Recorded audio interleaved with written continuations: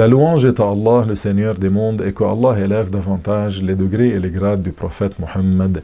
Sachez que la signification et la définition du mot corps, selon les savants musulmans, c'est tout ce qui a une longueur, une largeur et une profondeur ou une hauteur. Et seul ce qui est créé est un corps.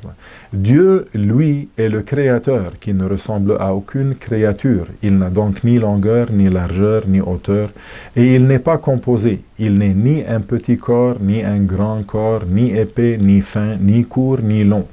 Il n'est ni assis sur le trône, ni debout. Il n'est pas non plus localisé dans les cieux, ni ailleurs. Et il n'est concerné par aucune des caractéristiques des corps. C'est pour cela qu'on dit que Dieu existe sans endroit, qu'il n'a aucun besoin et qu'il ne ressemble à aucune créature. En effet, si Dieu était localisé, il aurait besoin de l'espace et ce faisant ressemblerait à toutes ses créatures. Et cela est sans doute impossible. C'est ce qu'on appelle le tanzih, le fait d'exempter Allah de toute ressemblance, et c'est la croyance pure de toutes les sunnites. Exempter Dieu, c'est donc affirmer qu'il n'a aucun défaut, aucune imperfection.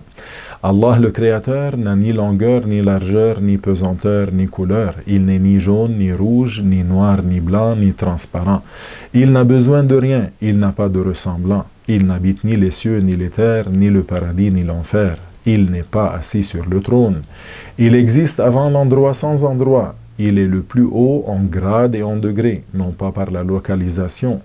Et il est le plus grand en grade et en degré, non pas par la taille. Il n'est de Dieu que lui, Muhammad et son messager, sallallahu alayhi wa sallam.